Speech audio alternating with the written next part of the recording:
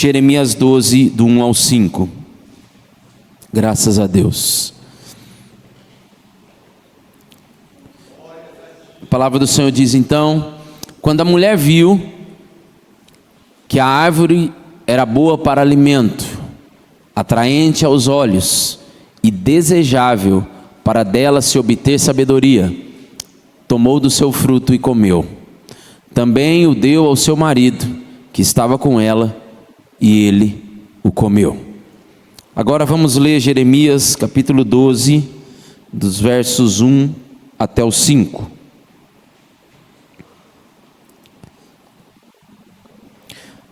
Tu és justo, Senhor, quando apresento uma causa diante de ti. Contudo, eu gostaria de discutir contigo sobre a tua justiça. Porque o caminho dos ímpios prospera? Porque todos os traidores vivem sem problemas? Tu os plantastes e eles criaram raízes, crescem e dão frutos. Tu estás sempre perto dos seus lábios, mas longe dos seus corações. Tu, porém, me conheces, Senhor. Tu me vês e provas a minha atitude para contigo. Arranca os ímpios como a ovelhas destinadas ao matadouro. Reserva-os para o dia da matança. Até quando a terra ficará de luto, e a relva de todo o campo estará seca? Perecem os animais e as aves por causa da maldade dos que habitam nessa terra, pois eles disseram: ele não verá o fim que nos espera. Até aqui por enquanto, esses dois textos, o tema da nossa reflexão é foco. O primeiro texto que lemos foi o texto, o momento na história onde Eva observa o fruto, cobiça o fruto, come o fruto e então dá para Adão, para o seu marido, que também prova deste fruto. O que nós vemos aqui é que desde o início, desde o começo da história da humanidade, foco é importante. Nós vemos aqui que o Senhor deixou bem claro para Adão e Eva qual seria o foco deles. O foco de Adão e Eva era a presença do Senhor. O foco de Adão e Eva era ter relacionamento com Deus. E Deus deixou bem claro, para que isso se perpetue, para que o meu relacionamento com vocês continue por toda a eternidade, da maneira como está sendo, do jeito que está sendo, é necessário que vocês mantenham o foco. E o foco é o seguinte: existem duas árvores no jardim. Uma árvore do conhecimento do bem e do mal, que é essa árvore que Eva provou o seu fruto.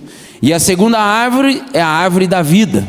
Deus deixou bem claro: de todas as outras árvores, inclusive a árvore da vida, vocês poderão comer, vocês poderão ter acesso. Vocês só não poderão ter acesso, vocês só não poderão comer do conhecimento do bem e do mal, porque se vocês fizerem isso, vocês de fato estarão perdendo a vida eterna. De fato, foi o que aconteceu. Foco, o Senhor disse: mantenham o foco na minha presença, e vocês não vão querer outra coisa, vocês não vão desejar outra coisa. Se o foco estiver na minha presença, a única coisa que vocês vão desejar será a minha presença. É isso que o Senhor diz para eles. Mas não, Eva então perdeu o foco. Ela começa a observar para aquele fruto tão bonito. Gente, o que é um fruto lindo e maravilhoso? O que é um fruto que, olha, por melhor que seja o seu gosto, o que é um fruto comparado à presença do Senhor? O que é? Para nós aqui está lógico isso. Mas por que Eva cobiçou? Por que Eva desejou? Por que Eva provou? Porque ela perdeu o foco. Ela perdeu o foco, simples assim.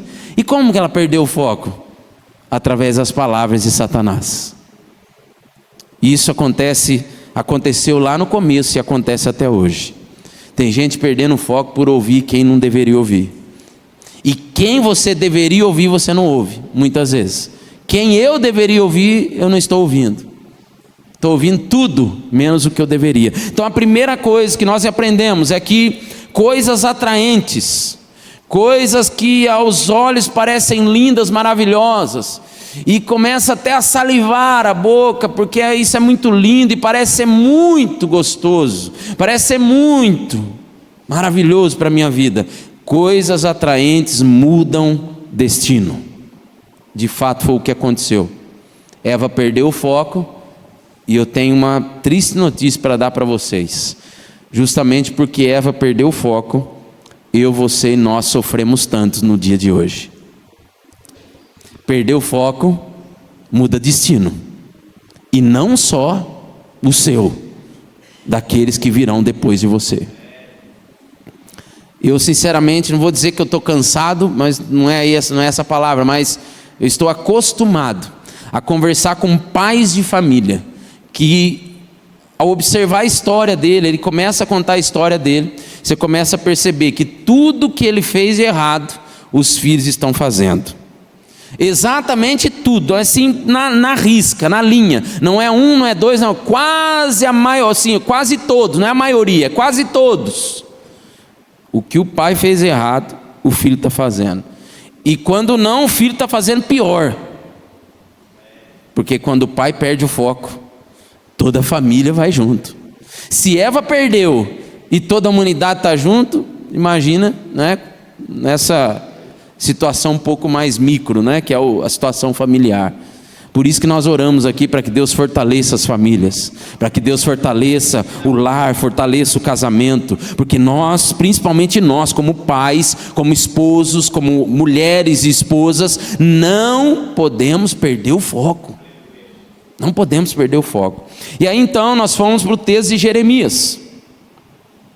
O texto de Jeremias, eu fiz questão de fazer essa introdução com Eva, para que você entenda que desde o princípio, o foco sempre foi algo importante na vida das pessoas. Hoje em dia a gente se fala tanto nisso, né, do foco, não pode perder o foco, e parece algo tão atual, né, gente? Parece algo tão moderno, mas olha a Bíblia, vai ver para você ver. Nós estamos falando do sexto, praticamente o sexto não, vai, lá pelo terceiro capítulo da história da humanidade. Terceiro capítulo apenas da história da humanidade, já tinha alguém perdendo o foco. Já tinha alguém perdendo, né, o seu olhar onde deveria fixá-lo. E em Jeremias, nós vemos então uma fala de Jeremias ao Senhor. Jeremias falando com Deus. Ele começa dizendo, já no versículo 1, dizendo assim: Senhor, Tu és justo quando apresenta uma causa diante de Ti. Ou seja, ele diz algo muito bom, de fato é isso mesmo. Quando você apresenta uma causa diante do Senhor, Ele é justo para poder julgar, Ele sabe como julgar as coisas. Aí ele começa dizendo: contudo, aí vem o problema da humanidade. Eu gostaria de discutir contigo sobre a Tua justiça. Quem é Jeremias para discutir com Deus? Por mais abençoado profeta que ele foi, por mais homem de Deus que ele era, infelizmente ele não tinha essa capacidade. Senhor, eu quero discutir contigo sobre olha, discutir com o Senhor ainda é algo até aceitável, mas olhe lá. Agora, discutir com o Senhor sobre a justiça dele, aí, meu irmão, aí é impossível. Como que eu, um homem pecador que sou, vou discutir com Deus sobre o que ele faz certo e errado, se está certo, se está errado? Eu agora vou julgar as ações de Deus? É isso mesmo que Jeremias está dizendo? É isso mesmo. Quando nós perdemos o foco, meu irmão, minha irmã, nós começamos a falar demais. É o que está com a primeira coisa, falar demais. Isso aqui é uma falácia. Não pode, isso aqui não existe, gente. Não existe. Um homem mero mortal discutir com o Senhor sobre o que Deus deixa de fazer ou faz. Eu até entendo que você pode até estar meio confuso, você pode até estar indignado, incomodado com as coisas que Deus faz na sua vida. Isso até entendo, é do ser humano. Mas aí daí você discutir e falar: não, Deus, o Senhor errou, o Senhor está errado.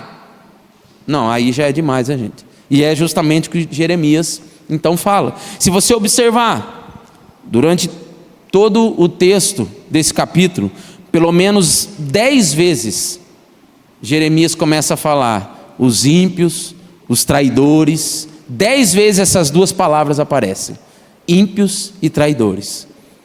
Quem perde o foco fala demais.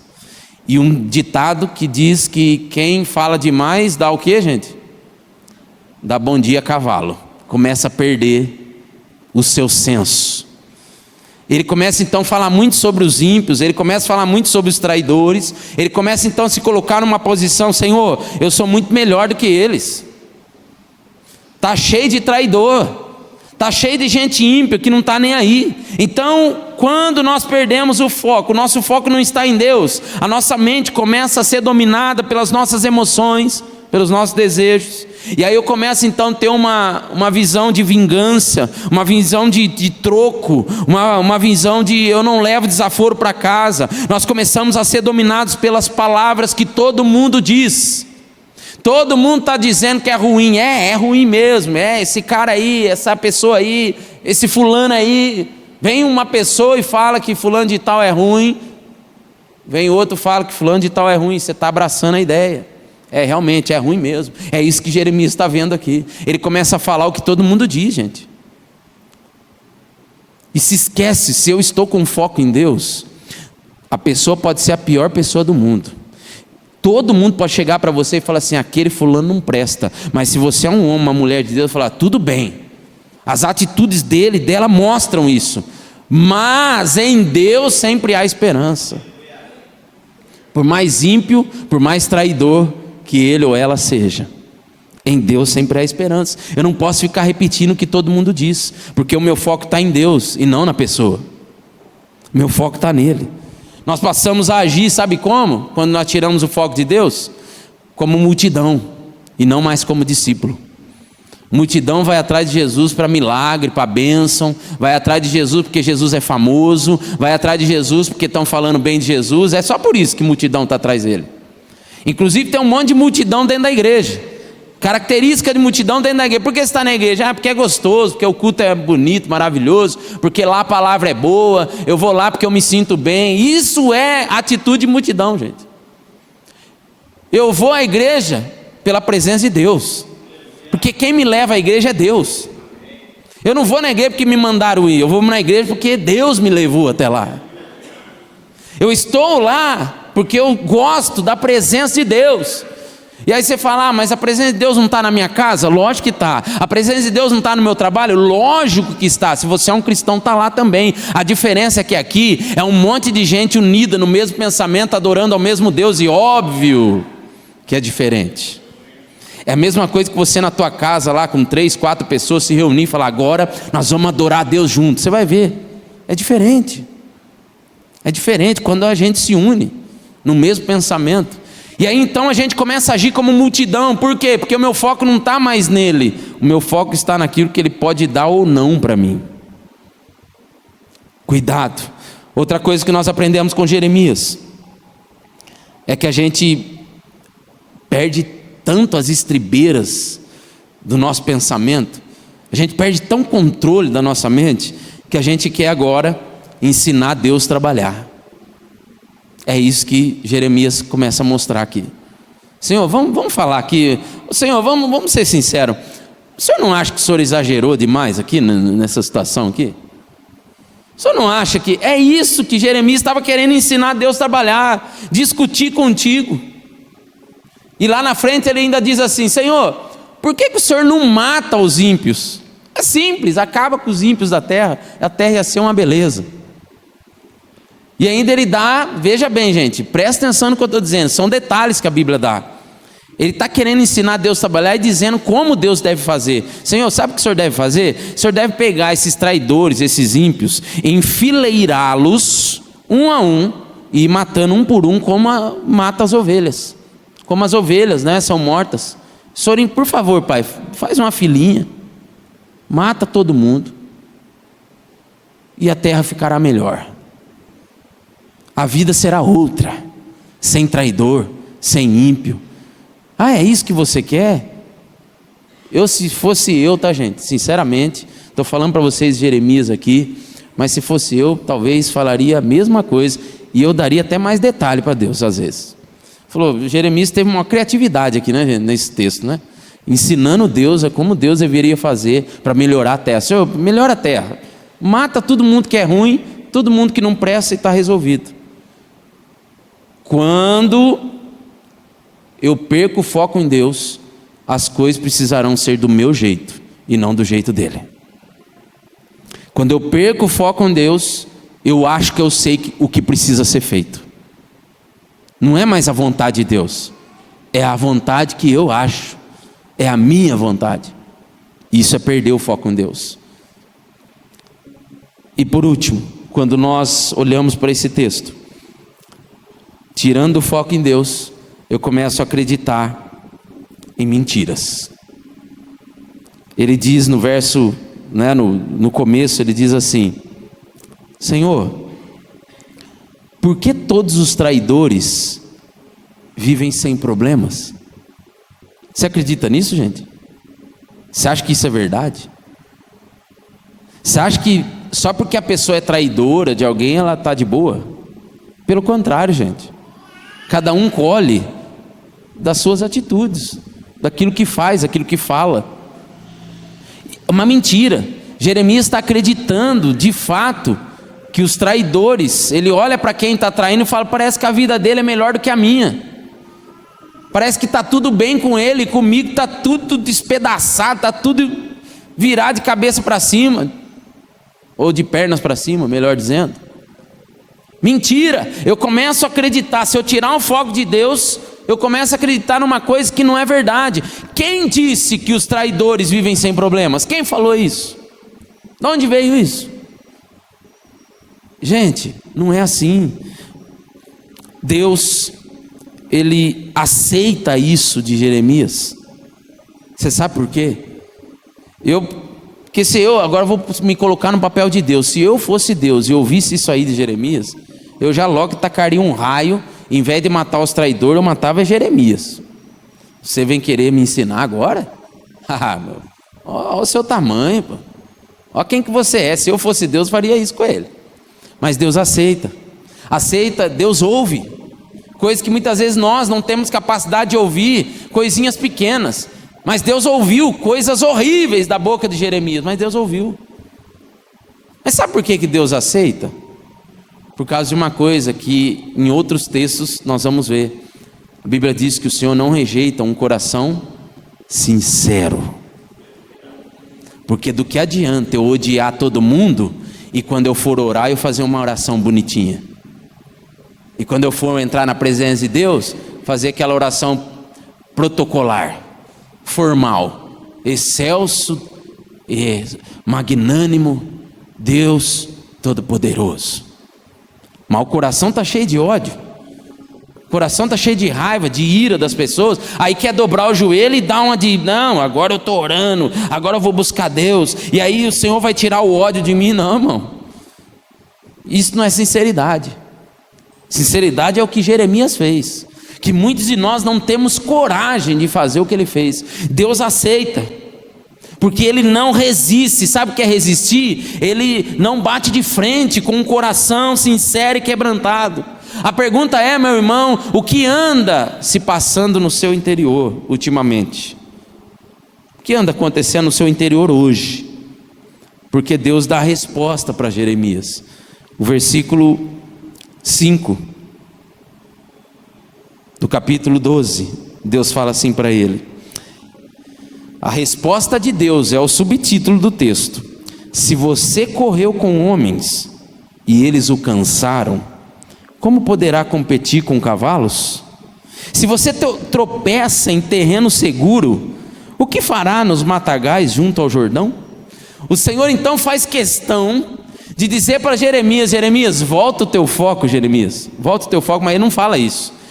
O Senhor não dá um sermão para Jeremias, ele simplesmente aceita, choramingo dele, ok, beleza, mas vamos voltar para o que interessa, Jeremias?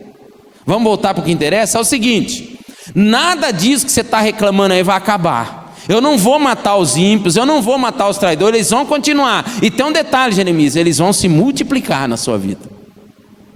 Então um detalhezinho, isso não vai acabar. Traidores sempre estarão à sua volta. E nós vamos ver que isso se concretiza na vida de Jesus, né, gente? Jesus ficou como traidor durante todo o seu ministério. Sabe quando que Jesus passou a deixar de ter o traidor junto com ele? Depois que ele morreu. Aí não tinha mais jeito, né? Mas enquanto ele estava aqui, estava lá. Inclusive o traidor, ele chamou para si, ele se aproximou, ele chamou de meu discípulo, ele chamou de gente que anda com ele. Ó, essa galera aqui anda comigo, inclusive aquele ali. Quando ele morreu, aí não tinha mais jeito, né?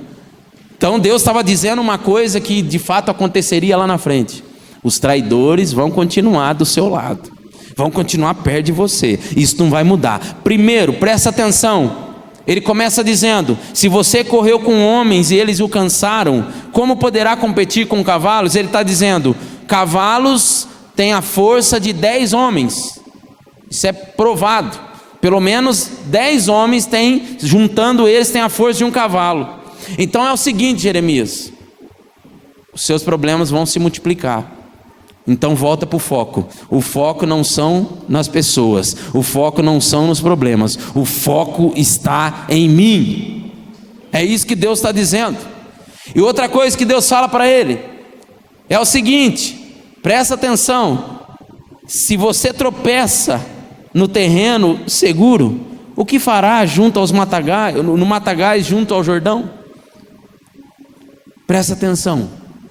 Quando Deus diz o que você fará, ou como você competirá com cavalos, Deus está dizendo assim: primeiro, o foco está em mim. Segundo, quanto mais forte você for, mais longe você vai e mais inimigos você terá.